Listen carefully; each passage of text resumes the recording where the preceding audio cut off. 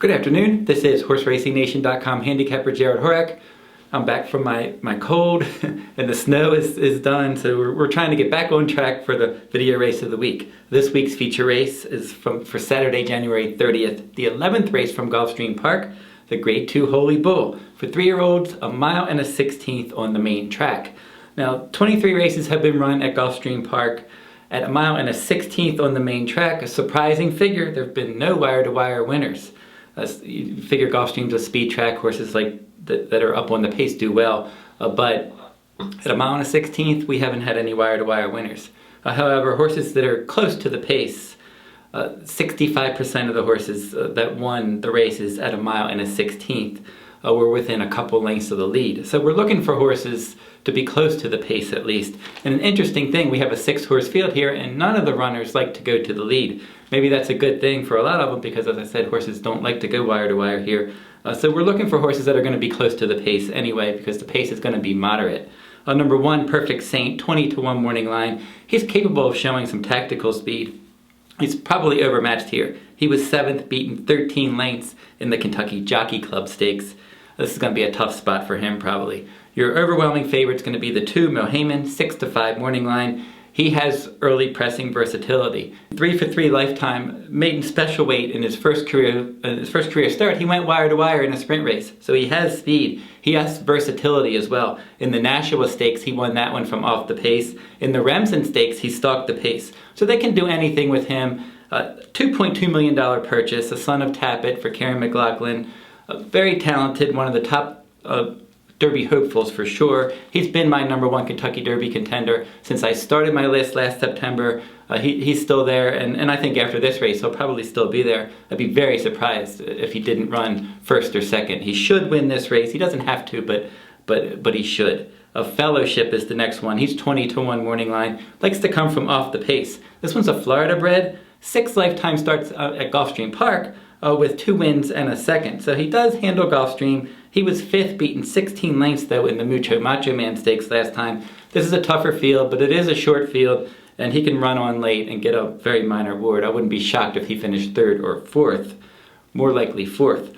Conquest Big E is the next one. He's number 4, and he's 7-2 morning line. Mike Smith coming in from Southern California to ride this one. I've always liked this one. He's number 5 on my list. He's always been up high on my list. He's number 5 right now.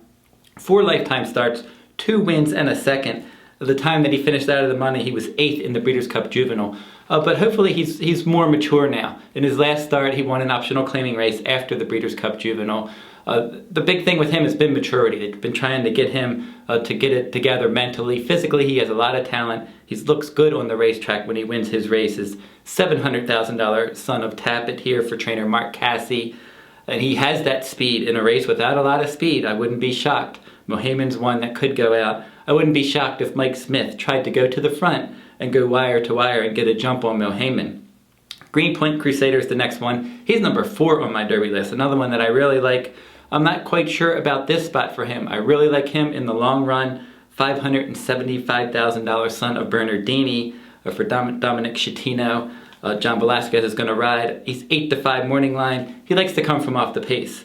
He won the Champagne Stakes of the Grade 1 Champagne, and he got 10 Derby points for that. The Breeders' Cup Juvenile, he had a rough trip. He was wide. He ended up finishing 7th. I think you can draw a line through that one. His workouts aren't flashy. I think they're going to slowly bring him on to get good this year. In this field, from a pace standpoint, he could be a bit up against it. Obviously, he has the class. He has a lot of ability. I just don't know that based on the pace scenario, the race shape of this race, it really suits him. I really like him long term though. I'm expecting him to show a decent late run. He'll probably at least hit the board. 2nd or 3rd is a likely scenario for him, and then he'll move forward. I think if they can get him away from Gulfstream Park too, maybe back to New York for the Will Memorial, a race like that, I wouldn't be shocked if he won something like that later this year. He seems to be maturing. The development looks good. He's grown, he's bigger, and he should be better this year. Frontier Ranger rounds out the field on number 6, 15-1 morning line. He was 3rd, beaten 6.5 lengths last time out at a mile and a 16th at Gulfstream against Optional Claiming Company. That was on January 9th. Another one that could be up against it because your 3 favorites here, Mohaymen, Conquest Big E, and Greenpoint Crusader, they're all quality horses. I wouldn't be shocked if all of them ended up making the Kentucky Derby. There's a lot of quality. This isn't a big field, but the top 3 here definitely stand out. Not that this is the greatest betting race in the world, but this is how I'm going to play this one. We're just going to make a one-way exact. I think Mohaymen's the winner here.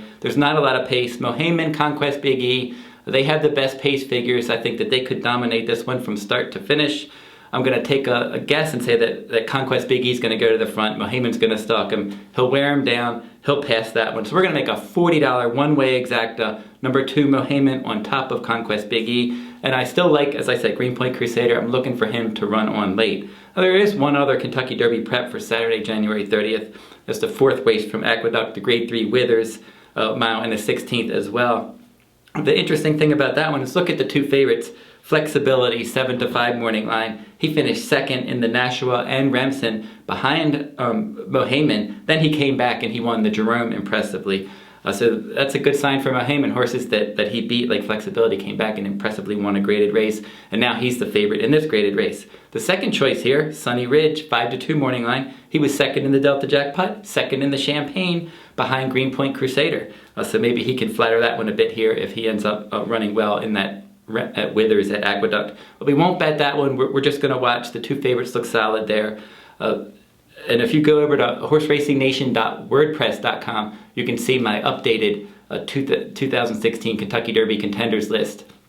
I'm going to update it for the first time with this Holy Bull because I think this is the best, the first big prep this year for the 3-year-olds on that Derby trail. So go over to horseracingnation.wordpress.com to read my blog. That'll wrap up this week's video, and we'll be back next week with another video race from the week.